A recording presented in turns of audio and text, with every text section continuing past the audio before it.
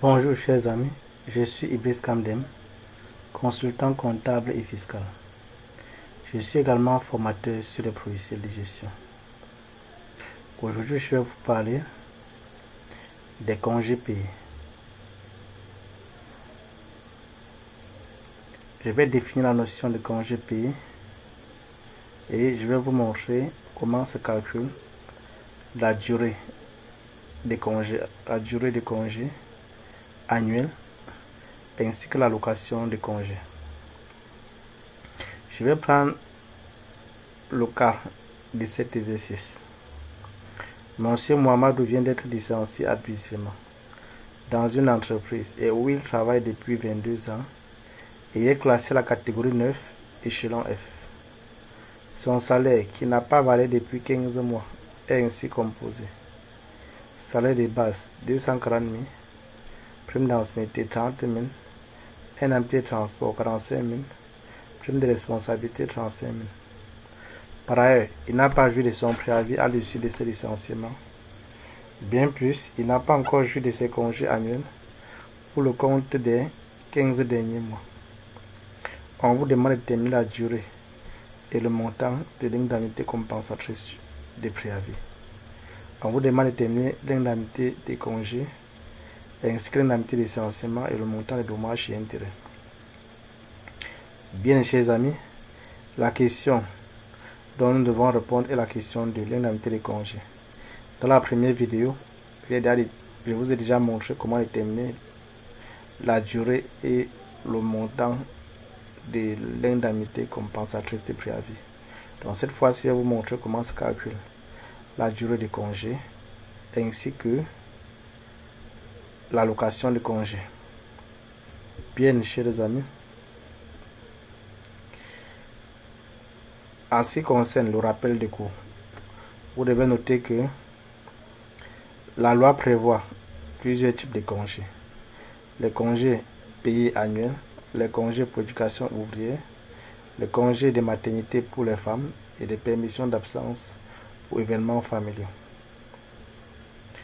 Dans le cadre de cette vidéo, je vais m'appesantir sur les congés payés annuels, auxquels je vous montrerai, comme j'ai dit d'entrée de jeu, la durée et le montant et comment calculer l'allocation des congés payés proprement dit. En ce qui concerne la durée des congés annuels, chers amis, vous devez savoir que le travailleur acquiert le droit au congé payé à raison d'1 jour et demi par mois de service effectif. Ça veut dire que pour un an de ça, ça veut dire que pour 12 mois de travail effectif, le salarié a droit à 18 jours en termes de jours de congé principal.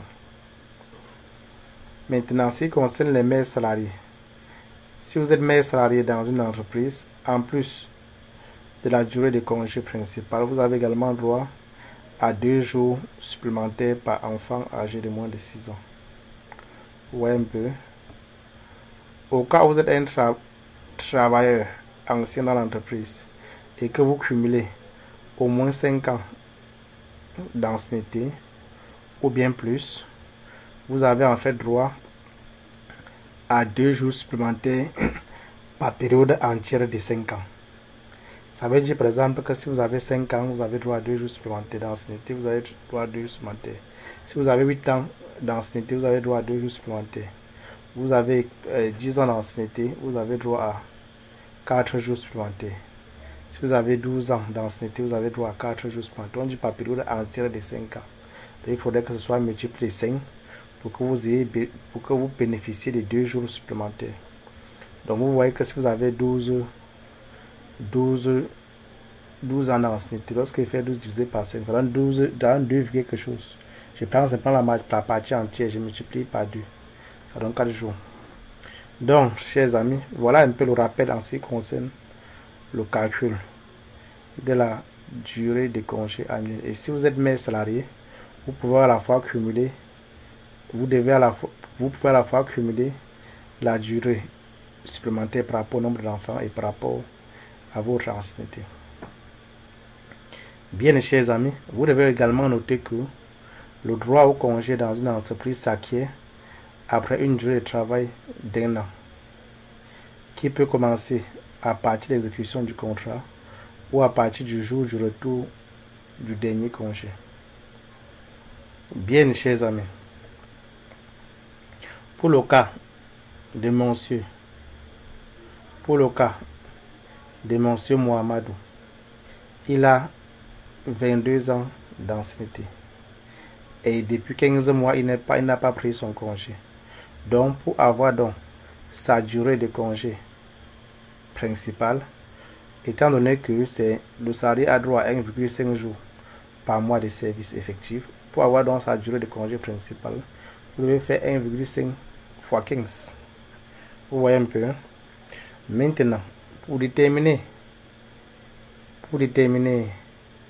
sa durée de congé supplémentaire, vous devez d'abord diviser par 22 par 5. Et vous devez prendre la partie entière. 22 divisé par 5, ça donne 4. Vous voyez un peu, 4, quelque chose. Maintenant, prenez la partie entière qui est 4. Vous multipliez 4 fois les 2 jours. Ça va vous donner 8 jours supplémentaires. Donc, j'ai abattu ce travail quelque part ici. Donc, pour avoir la durée de congé principale, vous faites 1,5 fois 15, ça donne 22,5 jours. Pour avoir donc la durée de congé supplémentaire, vous faites donc les 22 ans d'ancienneté divisé par 5. Parce qu'on a dit que le salarié a droit à 2 jours supplémentaires par période entière de 5 ans. Donc, ça va faire donc 4 fois 2, ça donne 8 jours supplémentaires. Donc, il aura un total de 22,5 plus, qui est le principal, nombre de jours de congé principal, plus 8 jours, ça fait 30,5 jours. Donc, voilà comment calculer la durée de congé chez les amis principaux et supplémentaires. Bien. Maintenant, je vais vous montrer comment calculer l'allocation de congé annuel. Vous devez noter que dans le calcul des allocations annuelles de congés, déjà, on ne prend pas en compte les éléments à caractère de remboursement des frais, tels que les indemnités de transport, les indemnités de déplacement, de représentation, d'entretien des véhicules. Bref, les avantages en nature aussi, on ne prend pas en compte.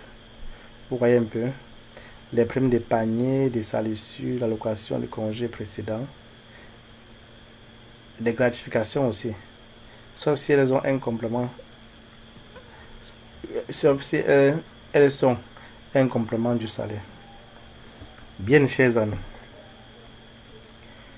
Maintenant, il importe pour vous de savoir la formule de calcul de l'allocation de congé. Déjà, je reviens d'abord dessus. Il me semble que je n'ai pas encore cité. Vous devez savoir que l'allocation de congé est la somme qu'il faut verser au salarié avant qu'il s'en aille en congé.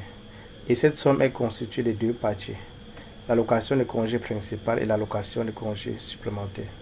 Vous devez être à mesure de calculer, vous, au niveau des ressources humaines, vous devez être à mesure de déterminer l'allocation de congé principal ainsi que l'allocation de congé supplémentaire. Dans le même siège, vous devez être à mesure de déterminer la durée de congé d'un employé. D'ailleurs, que tu commences par là. Je vous ai déjà montré comment ça se passe. Bien. La formule pour déterminer l'allocation de congé principal, vous devez prendre le salaire brut de l'employé portant sur la période de référence, vous divisez simplement par 1/16e, tout ça par 1/16e. Ou un peu, c'est ça qui vous donne donc l'allocation de congé principal. Monsieur Mohamedou, son salaire est constant depuis 15 mois. Ça veut dire que pour avoir son salaire brut de 15 mois, je fais tout son salaire brut que voici, mais je ne prends pas en compte les éléments captés de remboursement des frais comme l'indemnité de transport. D'ailleurs, principalement le salaire de base, plus la prime d'ancienneté, plus la prime de responsabilité. Ça va me donner 305 000. Je multiplie par 15 pour avoir son salaire brut sur les 15 derniers mois. Maintenant, je fais fois 1/16e pour avoir l'allocation de congé principal. Vous voyez un peu. Je crois que j'ai fait ça quelque part. Vous voyez un peu. Donc, 240 000 plus 30 000 plus 30 000 fois 15 sur 16. Donc, l'allocation de congé principal donne 285 937. Maintenant, il faut déterminer l'allocation des congés supplémentaires. Vous devez noter que l'allocation du congé supplémentaire se détermine sur la base de 2 éléments.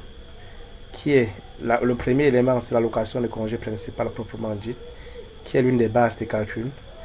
Le deuxième élément, c'est ça ici.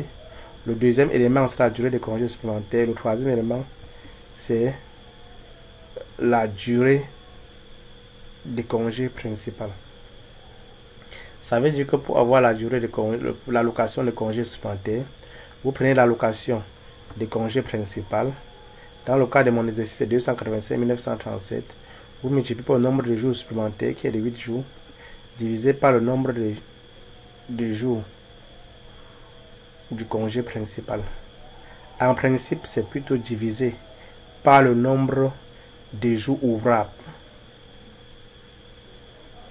figurant dans le nombre de jours du congé principal. Vous savez, on a dit 22,5 jours. En fonction de la date, vous pouvez voir que dans les 22,5 jours, il n'y a que 18 ou 4, ou il n'y a que peut-être 18 jours ouvrables. Oui, un peu. Ça veut donc dire que vous ne tenez pas compte en fait du dimanche ou bien des jours fériés. Bon, pour ne pas entrer trop dans les détails, vous divisez ça par le nombre de jours. Dès que vous faites l'allocation de congé principal, vous multipliez par le nombre de jours de congé supplémentaires et vous divisez par la durée de congé principal. Durée de congé principal, s'il vous plaît. Voilà, qui est de 22,5 jours dans le cas de cet exercice. Ça donne donc 101 666. Donc, pour avoir l'allocation de congé total, vous faites de l'allocation de congé principal qui est 287 937 plus 101 666, 387 603. Donc, voilà en fait, chers amis, le montant de l'allocation de congé. Je vais un peu faire un petit rappel. Donc, s'il arrive en fait dans une entreprise que vous faites qu'on licencie un employé, je suppose toujours abusivement, que c'est un licenciement illégitime, et au cas où vous n'aviez pas encore bénéficié de votre congé annuel, vous devrez donc l'employeur donc a le devoir de vous payer les allocations de congés que voici, comme afin de a le droit de vous payer ces allocations de congés. Il y a bien d'autres choses qu'il doit vous payer, comme le préavis, l'indemnité de licenciement, les dommages et intérêts. Mais en ce qui concerne l'allocation de congé, il va se calculer ça comme je viens de vous montrer. Bien. Donc dans la prochaine vidéo, je vais vous parler de l'indemnité de licenciement proprement dit et des dommages et intérêts. Abonnez-vous, chers amis.